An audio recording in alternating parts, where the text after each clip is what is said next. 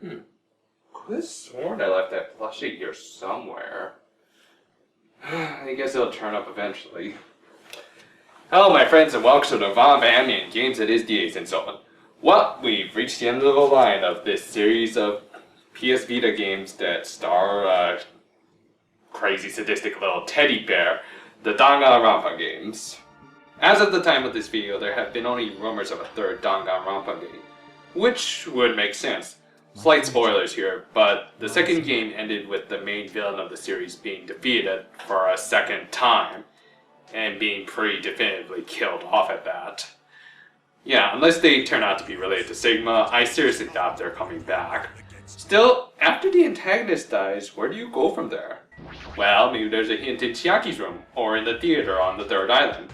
Yep, for the Vita version of this game, the creator snuck in this little Easter egg, hinting at a new game. It wasn't an actual sequel, but rather a spin-off, starring a very minor character. So, did this game deserve to have movie posters made of it, despite the fact that it's not actually a movie? Well, let's get into talking about Absolute Despair Girls, Danganronpa another episode, and good gravy, can they make these titles a tad bit shorter, please?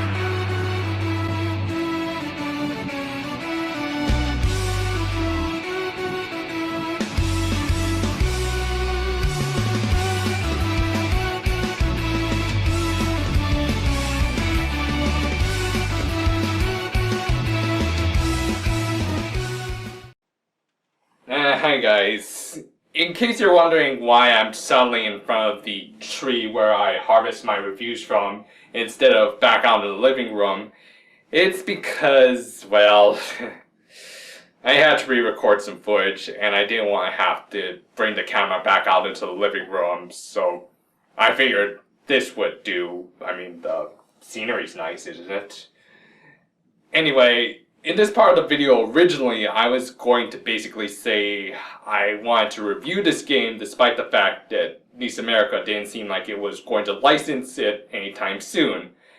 And then come Thursday and I find this little article. Just my luck. You let one black cat cross your path and then stuff like this happens. Well, I didn't want to have to re-record a bunch of new footage, so I figured I'd just replace this intro part and then tell you guys that I went into this review with the mindset that this game wasn't going to be licensed at least for another few months. It doesn't really affect the review that much, only like a few minor technical points, and I included some captions to fix it, so no big deal. Just thought I'd let you know and, well, let's get on with the review, shall we? Oh, also, I think Absolute Despair Girls sounds a lot better than something generic like Ultra Despair Girls, but that's just my opinion and my review, so let's get on with it.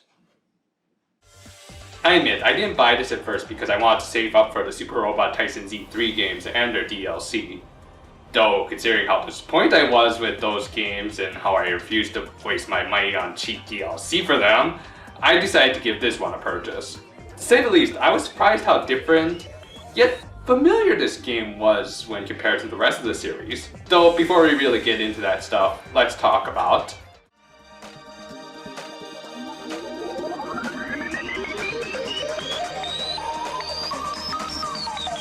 Danganronpa.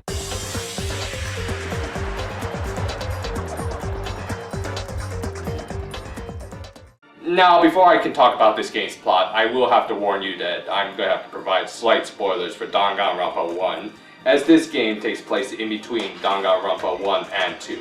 So, if you haven't played this yet, I would recommend playing it, then coming back to watch my little review, if you please. Okay? Alright then, with that in mind, Absolute Despair Girls follows the adventures of Komaru Naegi, the little sister of the main character of the first game, Makoto. She and her parents made a very brief appearance in the first game. During the first chapter of the game, they were on a DVD that Monokuma had given Makoto. It showed that they had been more than likely captured by him. Well, about a year and a half after the events of that game, Komaru has been locked in an apartment and has actually made yelling to let her out while banging on the door part of her daily morning routine. Girl, I don't know what you're complaining about. You're living in a fairly nice apartment where they're delivering you 3 square meals a day. You got way better than the guy in Old Boy.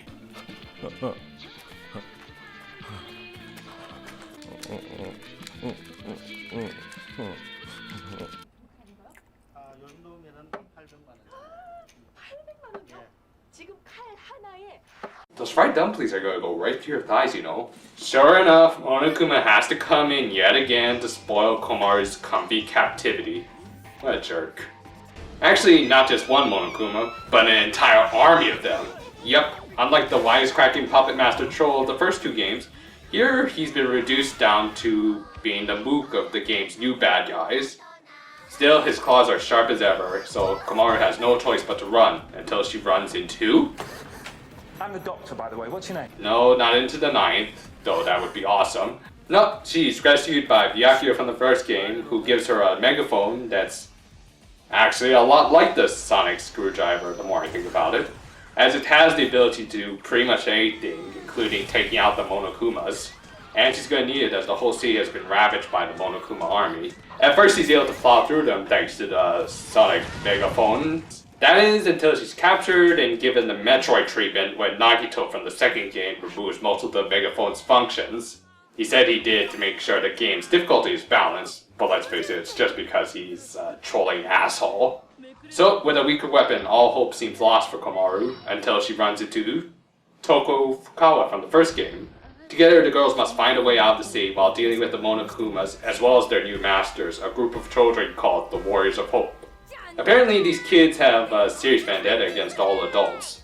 As adolescents, Komaru and Fukawa are now caught in the middle of this literal war of the ages. It's a chaotic little adventure with many of the series' signature twists and turns. By far, it's probably the darkest story in the entire series, unless the Danganronpa Zero Light novel can somehow top it. Anyway, we'll discuss this game's plot more when we start talking about the characters. But first...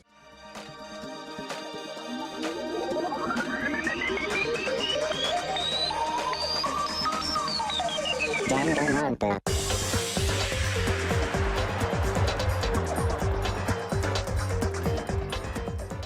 As I said in my previous 2 reviews, I think the Danganronpa games have a great art style. Sure, they showed clear signs that they were ports of PSP games, but I still thought they looked great. But this little number right here, it's a PS Vita exclusive, and in fact, Spike Chunsoft's first real PlayStation Vita exclusive. So, how does this company handle its first foray onto a new system? Nah, they did okay. Yeah, let's talk about the positives first. This game now sports 3 different types of cinematics. First, we've got the usual Danganronpa style cutscenes. As always, they're silly, over the top, and insanely creative. Always a pleasure to watch, enough said. The second type is CGI. It's not bad, though a little bit blocky at times. That and the mods look a little weird. Still, it looks a lot better than some of the cel-shaded anime movies that have come out recently. At least this game can keep it to 60 frames per second. Lastly, we've got the more traditional anime-style cutscenes.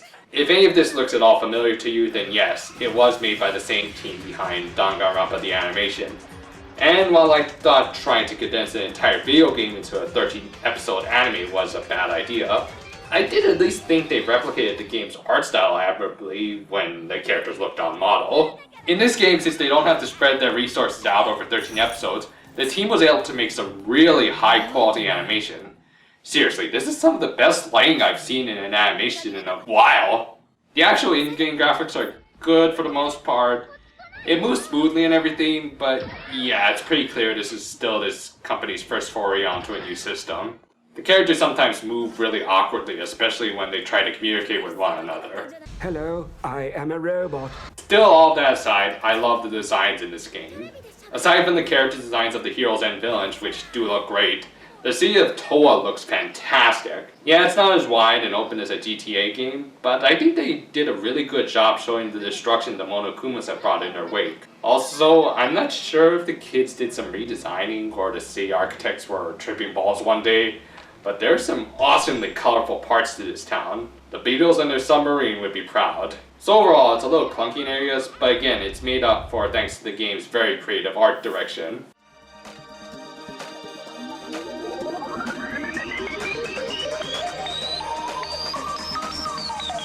Danganronpa.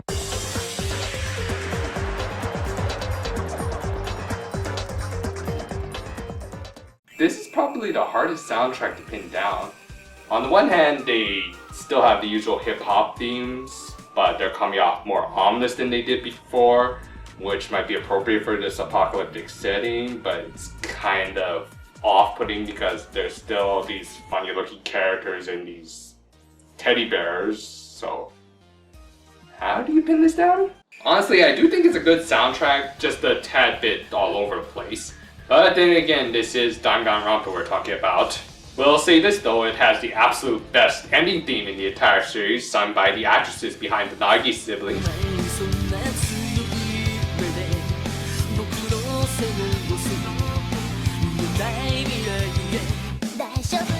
Speaking of which, since this is an import, I obviously can't talk about the English voice acting. If this is brought to the States, I might do a quick vlog on my thoughts. But for now, let's just talk about what we've got from the Japanese cast. As usual, we've got a great cast with all the actors from the previous games coming back to reprise their roles. About the only character in the main cast who doesn't have a well-known actress behind them is, ironically enough, one of the main protagonists, Komaru. Her actress Aya Uchida hasn't done a lot of main character roles, but she pulls it off really well here, especially when it comes to projecting the main emotions her character has to express throughout this game. More on that later, but I think she did a great job, on top of having a really cute voice at that. So I think the standout performance came from this game's other main protagonist, Tokugawa. Yuki Sawashiro is a woman with an amazing range. She can still pull off a character she played over a decade ago, and has a knack for changing her tone on the fly, which is important for a character like Fukawa, who one minute could be a pessimistic bitch, and the next, balls to the wall nutjob like Genocide or Show. You gotta be careful when you give Sawashiro permission to be hammy, because sometimes the results are kind of meme-worthy, shall we say. Great cast as usual, though. Nightmare Fuel aside.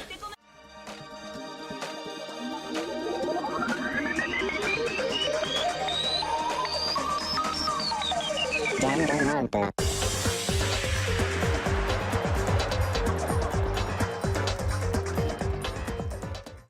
Yeah, usually I would be discussing characters at this point, but I feel like they should be saved for a little later. I'll get into why. But for now, let's talk about something a little bit different. That being a complete change in genre. While the previous two titles were more on the adventure game side of things with some puzzle solving and racing game elements, that still bothers me. This game is more of a third-person shooter with puzzle solving, and thankfully no racing games. It controls very nicely thanks to having a similar control scheme to that of the Resident Evil games starting from 4, with Komaru even holding her weapon in a similar fashion to the heroes of those games. Though instead of zombies, you're killing teddy bears, and instead of a ton of different guns, you're using one megaphone, which for some reason they never called a megaphone in this game. They always called a gun. And again, with enough imagination, anything can be a gun these days. Bop it, twist it, pull it, bend it, flip it, extend it, load it. What?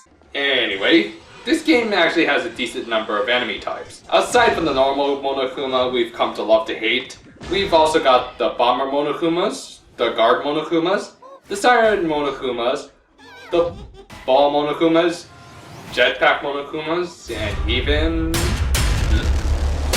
Holy hell, what in God's name is that thing? Burn it with fire! Burn it with fire! Anyway, despite just being one weapon, throughout this game you can gain different word bullets.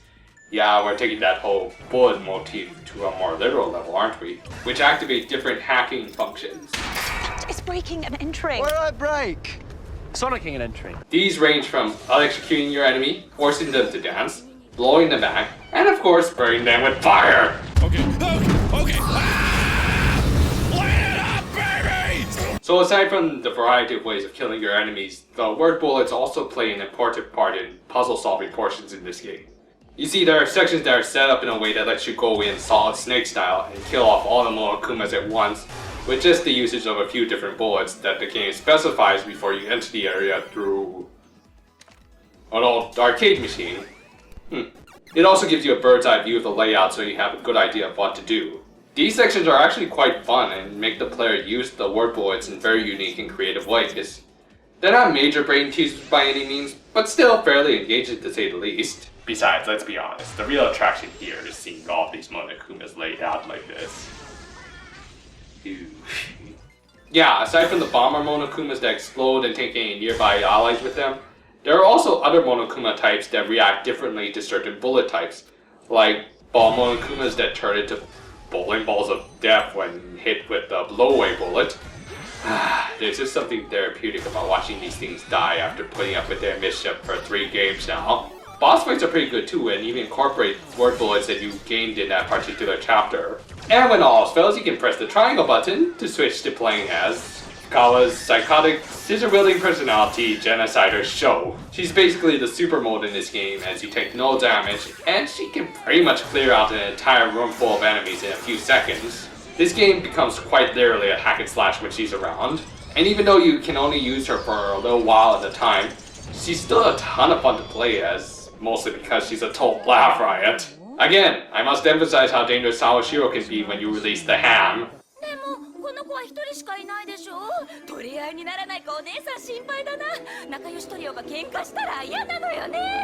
In fact, if you want to play as her more, there's a Genocider difficulty mode that pretty much lets you play as her as much as you want. It was designed as the easy mode for this game so that the player could just focus on enjoying the story. Though, I thought the normal difficulty wasn't all that hard. I mean, I was able to beat this game in like 16 hours. But it was a very fun and engaging 16 hours that I do occasionally go back to replay certain bosses and puzzles. For something that was probably this company's first foray into the third-person shooter genre, I think they did a great job.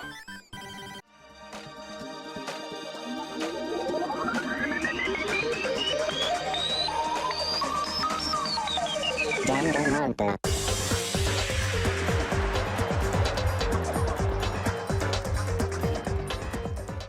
Okay, we've reached probably the most polarizing aspect about this game, the characters. In particular, the villains of this game. But before that, why don't we talk about our main lead, shall we? First, we've got Komaru, who's a lot like her brother, actually. She has good intentions and will help people whenever possible, though sometimes she comes off as a little bit naive. Unlike her brother, though, she has a lot more vulnerable moments, which is understandable considering that while Makoto saw several of his classmates die before his eyes, Komaru has had to watch an entire city of people die slowly. As such, while she is generally peppy, there are a lot of moments where she completely breaks down and even wishes ill of the ones who are controlling the Monokumas, whom, need I remind you, are children. Surprisingly though, I don't think she ever really comes off all that whiny. She does at least try to find the positives in a situation, which, given her current surroundings, is not an easy task. I think she is one of the most relatable characters in this series just for how natural she acts through what is a very difficult situation. The other main character is, of course, Fukawa, who, I'll just be honest, in the first game she was probably my least favorite character. I didn't necessarily hate her, I think I just put up with her more than anything else and ended up liking her other self a lot more. She's always pessimistic, petty, and pretty annoying at times. Here, however, while she is still sort of that, she is also clearly showing signs that she learned from her experiences in Hope's Peak Academy. She actually does help others aside from Byakuya, and even when she is pessimistic, she does bring up valid points about the hypocrisy of certain characters. She's even able to use some of her skills as a novelist to accurately predict the villain's plans, including their final gambit. But what really brings it all together is when Fukawa and Komaru come together. In my books, these two are one of the best odd couples I've ever seen. They work perfectly as foils for one another. One is a pure-hearted optimist, the other is a pessimistic fujoshi. One is good-willed but a little naive at times, while the other is judgmental but also a good realist.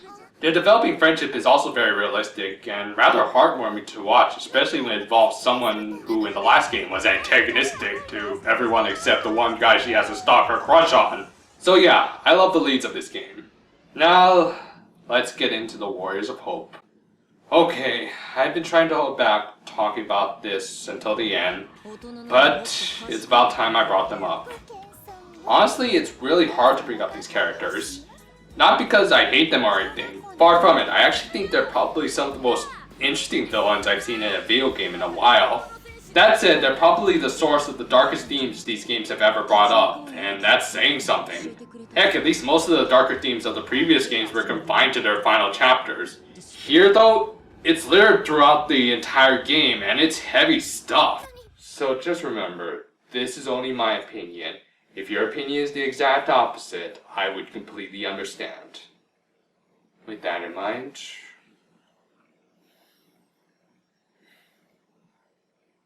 let's talk about child abuse.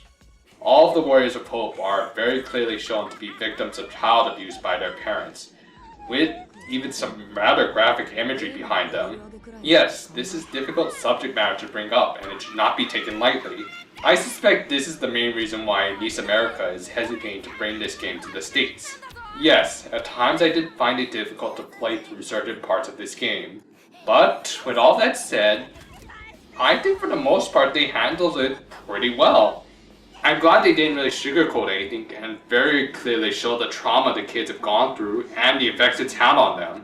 The amount of characterization they do within a few minutes of dialogue is more than what some lesser prize can do with entire anime seasons. Definitely Wonderland. Now, some fans feel that this darker change in tone was too sudden and depressing, but I think it was the next logical step, as these games have been getting darker with each iteration. I appreciate that they showed the weakness that can exist in this world we live in. For the most part, this game handles its themes very seriously, and I think it adds a good layer of depth as a result. Again, if you think this sort of subject matter should not be brought up in a video game like this, then I would completely understand. I'm just glad that you took the time to listen to my opinion. I will acknowledge that subject matter like this can be handled poorly if put in the wrong hands. I mean, one thing I really can't stand is when stories bring up heavy subject matter and don't go all the way with it. They don't bother to really show the character's pain, nor do they examine what kind of effect their experiences have had on their psyche, other than basically saying, oh, they're psychotic killers because it's our traumatic experience here. They just use it as a means of garnering cheap sympathy for a character we barely know anything about. And at worst, we probably won't learn anything about, as we already know these characters are dead meat. You two are on my chopping block, I swear. Now, admittedly, there was at least one minigame where one of the warriors tried to share her trauma with Komaru. That I think they should remove from the American release of this game. It's a rather pointless minigame, something that this series has become known for, that does feel exploitive and even slows down the game's pace. With all that said, this is a very subjective area of critique, but from my standpoint, I honestly thought it was a real highlight of this game.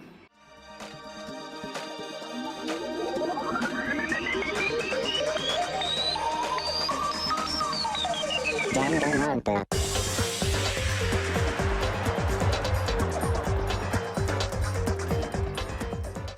Going by the trailer alone, it's understandable that you might think this game is a massive departure from the previous two titles, but having played it myself, I'd say that despite the change in genre, this still felt rather familiar. Fun gameplay with a lot of great puzzles, brought to you by the creepiest and most sadistic little teddy bear since Ruxpin. On the positive side of things, cutscenes look great, especially the new anime ones that utilize the talents of the animation staff a lot better than the actual TV series.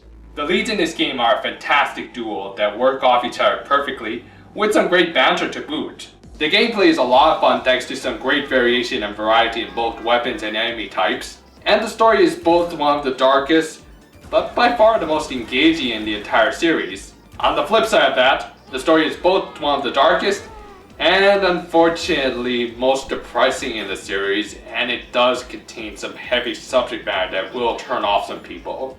It's kind of easy, and one of the mini games should be taken out of the American release if only because it throws off the game's pace and it's just all around unpleasant. Still, this was a very fun game in my opinion, and if you can just look past some of the darker themes, then you'll find one of the best third-person shooters you can get for one of the most underrated portable game systems in years.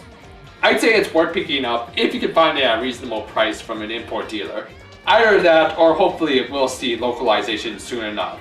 I give Absolute Despair Girls Danganronpa another episode 4 Furukawas out of 5. Well, that's it for the Danganronpa games for now.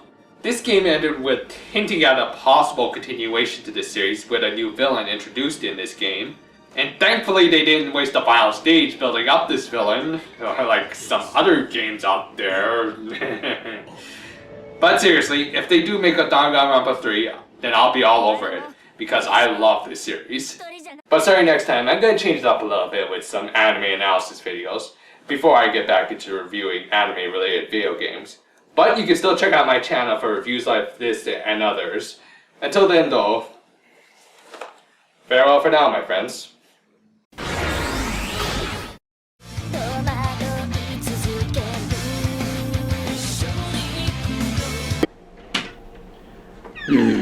Let's see.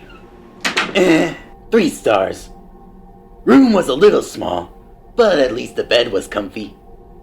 Well, a vacation to Japan is nice every so often, especially when you get some good stuff. Now, let's take a look at this haul. Huh? When did we buy this? And where's the Bone-Takun doll? It's right here. Oh, there it is. Thanks. Person who's not there? Are we hearing things in the vacuum of space? Maybe it's just a jet lag. Better get some rest.